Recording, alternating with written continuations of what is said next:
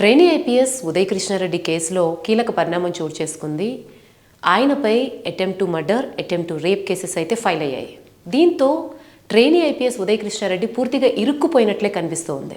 Hyderabad CP BC సజ్జన దీని గురించి నిన్న మీడియా ముఖంగా కీలక ప్రకటన కూడా చేశారు. ఆయనపైన వచ్చినటువంటి ఆరోపణలు ఇవన్నిటి గురించి చెప్తున్న నేపథ్యంలో మహిళతో ఎలా పరిచయం జరిగింది అన్నది ఇప్పుడు ఇంకొక వెర్షన్ అయితే మనకి వినిపిస్తుంది. దీని ద్వారా వచ్చిన సమాచారాన్ని గమనిస్తే పోయిన సంవత్సరం గత డిసెంబర్లో హైదరాబాద్లో ఉన్నటువంటి ట్రైనింగ్ అకాడమీలో ఆయన ట్రైనింగ్ కోసం జాయిన్ అయ్యారు. అయితే ఈ ట్రైనింగ్ అకాడమీలో జాయిన్ అవ్వకముందే గత ఏడాది మధ్యలోనే ఇన్స్టాగ్రామ్తో ఎవరైతే ట్రైనీ మహిళా ఐపీఎస్ ఆఫీసర్ ఉన్నారో ఆవిడతో పరిచయం ఏర్పడింది ఇన్స్టాగ్రామ్ ద్వారా ఒకరినొకరు లైఫ్ జర్నీ కావచ్చు ఏదైనా షేర్ చేసుకున్నారు. ఆ క్రమంలో తను గ్రామీణ నేపథ్యం నుంచి వచ్చి సక్సెస్ అయిన దాన్ని ఆవిడ మెచ్చుకోవడం, తర్వాత వాళ్ళిద్దరి మధ్య ఉన్నటువంటి పరిచయం ప్రేమగా మారిన తర్వాత ఆ క్రమంలో తను 2024 బ్యాచ్ అయినప్పటికీ లీవ్లో ఉండడం వల్ల 2025 బ్యాచ్లో జాయిన్ అవుతానని చెప్పారు. అలాగే తిని 2025 బ్యాచ్ కాబట్టి ఇద్దరు మళ్ళీ అక్కడ ఆల్రెడీ పరిచయం, తర్వాత ట్రైనింగ్ అకాడమీలో అంతకుముందు ఈ మొత్తం క్రమంలో వారి మధ్య ప్రేమ రిలేషన్ కూడా అయితే ఏర్పడింది. అయితే తిన పద్ధతి నచ్చకపోవడం వల్ల,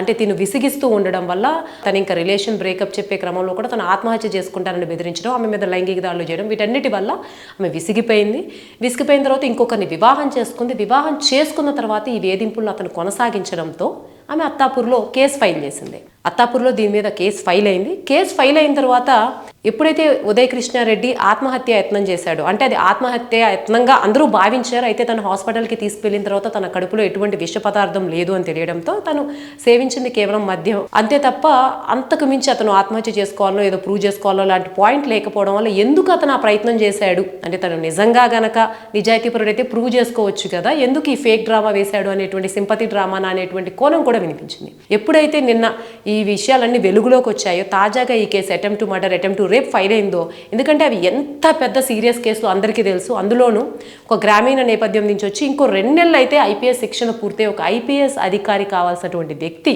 ఇప్పుడు ఇటువంటి పెద్ద క్రైమ్స్లో నిందితుడిగా ఉండడం అన్నది చాలా పెద్ద సంచలనాత్మకమైనటువంటి విషయంగా మారింది.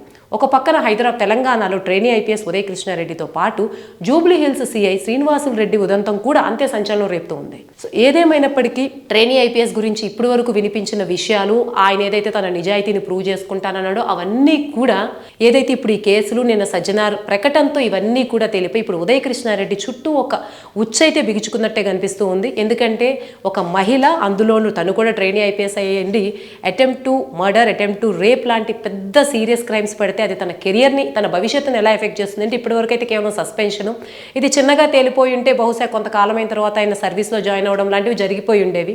బహుశా కొంతకాలానికి జనాలు కూడా మర్చిపోయి ఉండొచ్చు కాక చిన్న క్రైమ్స్ అయి ఉంటే, కానీ ఇది ఇంత పెద్ద సీరియస్ క్రైమ్స్ పరిణమించడం వల్ల ఈ ఉదంతం ఇప్పుడు ఆయన ఐపీఎస్ ఆఫీసర్గా ఆయన ఫ్యూచర్ని ఎలా ప్రభావితం చేస్తుందో వేచి చూడాల్సిందే. ఏదేమైనప్పటికీ ఈ 2 కేసులతో ఉదయ్ కృష్ణారెడ్డి ఫ్యూచర్ అయితే ఆల్మోస్ట్ ఆల్ ఇరుక్కుపోయినట్టే కనిపిస్తూ ఉంది. సో ఉదయ్ కృష్ణారెడ్డి ఉదంతం గురించి మీరేమనుకుంటున్నారో కమెంట్స్లో తెలియజేయండి.